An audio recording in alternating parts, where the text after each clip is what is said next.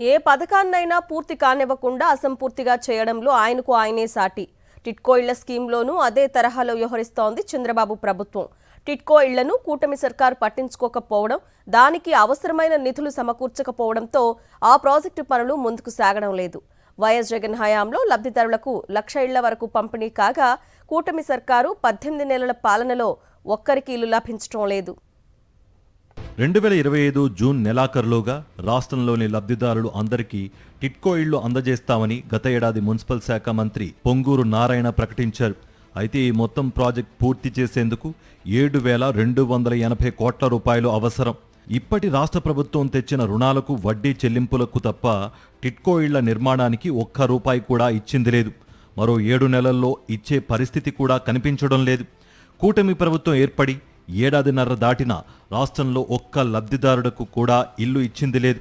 మరోపక్క ప్రాజెక్టు రుణ సమీకరణ కోసం చేస్తున్న ప్రయత్నాలు ఫలితాన్నివ్వడం లేదని తెలుస్తోంది. ఇప్పటి రాష్ట్ర ప్రభుత్వం అప్పులు పరిమితి దాటిపోయిందని సాక్షాత్తు మంత్రి శాసనసభలో ప్రకటించడంతో కొత్త రుణాలు ఇవ్వడానికి బ్యాంకర్లు కూడా ముందుకు రావడం లేదని తెలుస్తోంది. హట్కో నుంచి 4,450 కోట్ల రూపాయలు రుణం తీసుకునేందుకు యత్నించిన హామీ పెట్టాల్సిన అవసరం. ఇందులో భాగంగా రాష్ట్రం 1,000 ఎకరాలు సేకరించి తాకట్టు పెట్టనున్నట్టు శాసనసభలోనే మంత్రి ప్రకటించారు. అయితే అనుకున్న స్థాయిలో భూములు లభించలేదని సమాచారం.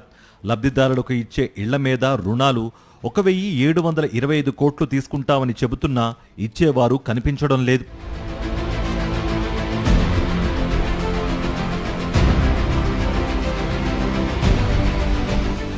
టిట్కో ఇళ్లను లబ్ధిదారులకు అందించడంలో చంద్రబాబు ప్రభుత్వం పూర్తిగా వైఫల్యం చెందింది. ఈ నేపథ్యంలో పరువు కాపాడుకునేందుకు కూటమి సర్కార్ ప్రయత్నాలు ప్రారంభించింది. ఈ క్రమంలో గత ప్రభుత్వంలో 90-95% పనులు పూర్తయిన 6,000 ఇళ్లకు హంగులు అద్దె ఇవ్వాలని నిర్ణయించింది. కానీ మిగిలిన 10% పనులు పూర్తి చేయాలంటే తమకు నిధులు ఇవ్వాలని కాంట్రాక్ట్ సంస్థలు పట్టుబట్టంతో చేసేది లేక రాజీవ్ స్వగృహ నిధుల నుంచి 200 కోట్ల రూపాయలు తీసుకుని కాంట్రాక్టర్లకు చెల్లించినట్లుగా విశ్వసనీయ సమాచారం. కాగా బాబు ప్రభుత్వ పాలనకు భిన్నంగా జగన్ సర్కార్ ఈ ప్రాజెక్టును ముందుకు తీసుకువెళ్లింది. ప్రతి చోట ఇళ్ల నిర్మాణంతో పాటు 100% సదుపాయాలు కల్పించాకే లబ్ధిదారులకు అందించడం జరిగింది. మొత్తం 2,62,212 ఇళ్లలో దాదాపు 1,00,000 ఇళ్లను జగన్ సర్కార్ లబ్ధిదారులకు అందించిన విషయాన్ని మున్సిపల్ శాఖ మంత్రి నారాయణ శాసనసభ సాక్షిగా అంగీకరించారు. జగన్ హయాంలోనే మరో 77,546 ఇళ్ల నిర్మాణం పూర్తయింది. కానీ కూటమి ప్రభుత్వం 18 నెలల పాలనలో ఒక్క ఇంటిని కూడా లబ్ధిదారుడి చేతికి అందించలేకపోయింది. మొత్తం ప్రాజెక్ట్ పూర్తి చేసేందుకు ఇంకా 7,280 కోట్ల రూపాయలు అవసరం. ఫలితంగా ప్రాజెక్ట్ పనులు ముందుకు కదలని స్థితి.